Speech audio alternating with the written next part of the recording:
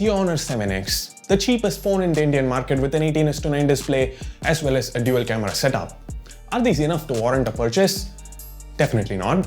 Let's dig in deeper. Hey, this is Sundar from C4eTech, and this is my full review of Huawei's latest mid-range offering, the Honor 7X. Before we proceed, if you end up liking this video, if it helps you decide whether or not to buy this phone, do hit thumbs up, subscribe and that bell icon. And now, let's get started.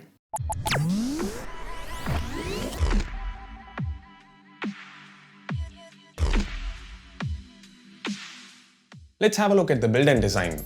This is easily one of the best looking phones in this price range. The new blue variant with a black front looks magnificent. The overall footprint of the 7X isn't all that different from that of the 6X. It's slightly taller, narrower and thinner, but has a much larger 5.93-inch display, thanks to the slimmed down bezels. The aluminum back looks great, although identical to the Honor 9i that we recently reviewed here on C4eTech. Here's a card, and I'll also leave a link in the description if you want to watch it. There are two noticeable changes. One is the horizontal camera alignment, another is the resistance towards fingerprints and smudges. The phone feels great in hand, the sides are extremely curvy. It's not single-handed usage friendly, but it's still a pleasure using this phone. The buttons to the side feel more clicky, they have great feedback. The 5.93-inch 18:9 display to the front makes use of an IPS LCD panel with a resolution of 1080 by 2160 pixels, meaning a pixel density of about 400 pixels per inch. It's sharp and has great viewing angles. The screen is a bit more reflective than I expected, hence struggles a bit under bright sunlight, but the display gets quite bright, exhibits good contrast and colors. I found it to be a bit warmer than it should be, but it's no big deal since Honor's thrown in an option to change the color temperature to your liking. We also have an ambient light sensor for auto brightness. What we don't have is a gyroscope sensor. Now this could be deal breaker if you're looking to use this for VR or to watch 360-degree videos. Other tiny assets like accelerometer are all present and accounted for. The cellular reception and call quality were quite good. It has support for Geo VoLTE. The audio output via the 3.5mm headphone jack was just average, just like with most phones in this segment. The output via the loudspeaker wasn't great either. What Honor's done right here is the fingerprint scanner. Unlocking was rapid quick, just like on most other Honor phones. It was quite accurate as well, rarely failed to recognize my fingerprints. It's not just the scanner, the phone itself is quite as fast, thanks to the Kirin 659 chip underneath. It's got 4 Cortex-A53 cores clocked at 2.36 GHz each and 4 more clocked at 1.7 GHz each. Carrying out day-to-day tasks on this phone is a breeze. Even intensive tasks like editing a raw image or rendering a video, like we did in the speed test comparison between this phone and the Mi A1, didn't feel sloppy. The 7X actually managed to outperform the A1 overall. This is definitely a good improvement over the Kirin 655 chip found on the Honor 6X. But for some reason, Honor's gone for the same old Mali D830 MP2 GPU here. Intensive games are playable, but I would have liked at least a marginally better GPU to avoid those occasional stutters and frame drops. That said, like games like Temple Run 2 and Tiger Ball had absolutely no issues. The gameplay was smooth and responsive. Speaking of responsive, the Honor 7X runs on MUI 5.1 based on Android 7 Nougat. It's a pretty far from stock skin with quite a bit of uninstallable bloat. There's also a slew of first-party apps that I personally didn't find useful. I am quite choosy when it comes to apps. I stick to a certain list of apps for clock, music, videos, gallery, and so on. So the stock apps just find their way to a folder that I'd probably never open. Given that it's personal preference, this is not a negative for the 7X but just something I wanted to mention. If you're someone who's okay with using whatever comes with the phone, it shouldn't be an issue for you. Anyway, on the features front, MUI has a lot going for it. We have AppTwin, which creates an additional instance of an app, so you can have 2 WhatsApp accounts or 2 Facebook accounts. There's AppLock, utilizing which you can unlock individual apps with your fingerprint. Nice. Some apps aren't optimized for 18:9 displays, but you're just one tap away from making it use the entire screen real estate. Do it, and the app restarts, filling up the entire screen this time. YouTube videos can be zoomed to fit the entire screen as well.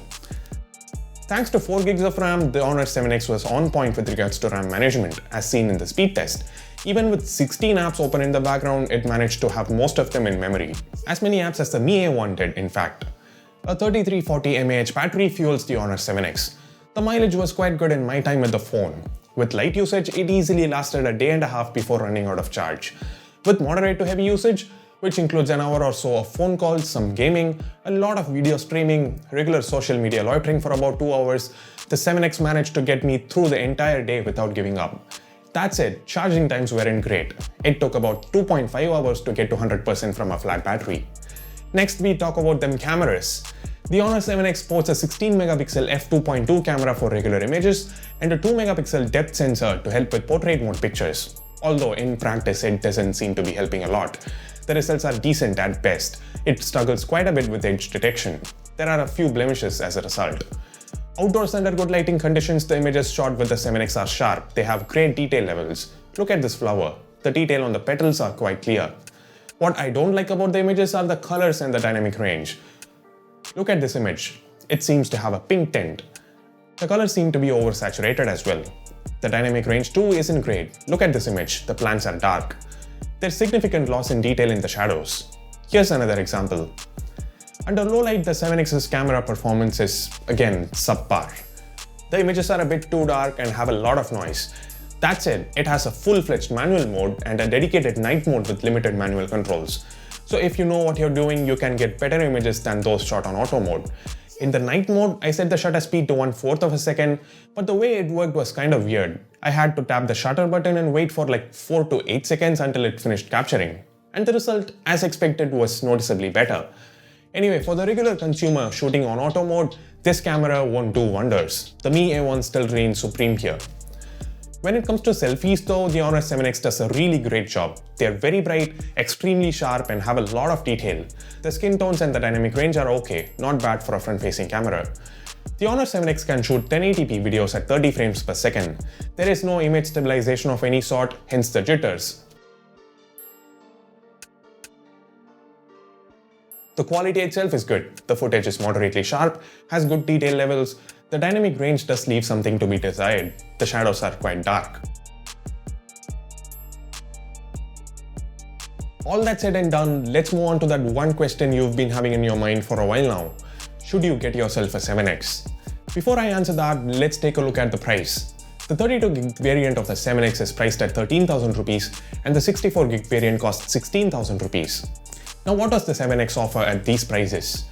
It's got a great design, a solid build, a large 18:9 display, rapid fast performance, a manual mode for the rear camera, and a feature-packed user interface.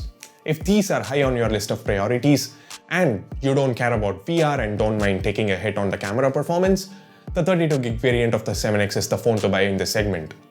But if you do give importance to the camera performance and want a stock Android experience, you could get the Mi A1. Actually, you know what? We recently did a full comparison between the two phones. I'll leave a card here to that video, do check it out. Now how about the 64GB variant at 16,000 rupees? Well, it is a decent deal, but then I feel you could spend 2,000 rupees more and get the Honor 9i instead, which also comes with 64GB of onboard storage, but has a 13 megapixel selfie camera instead of 8 on the 7X, an additional front camera to help with portrait mode selfies, and a better rear camera. Yep, it's better. Look at these comparisons. So if you're someone who has cameras high on your list of priorities like me, get the 9i. So that's it for my review. Do you have a different perspective? If yes, I'd like to know what it is, so do let me know in the comments below. So is the 7X going to be your next phone? Or are you gonna get something else? Do let me know that as well. Hit thumbs up if you found this video useful, share it with your friends and family, and subscribe to C4eTech for more content like this. Hit the bell icon to make sure you get notified each time we upload a new video on the channel. Thanks a lot for watching. This is Sundar from C4eTech, leaving for the moment. Have a great day.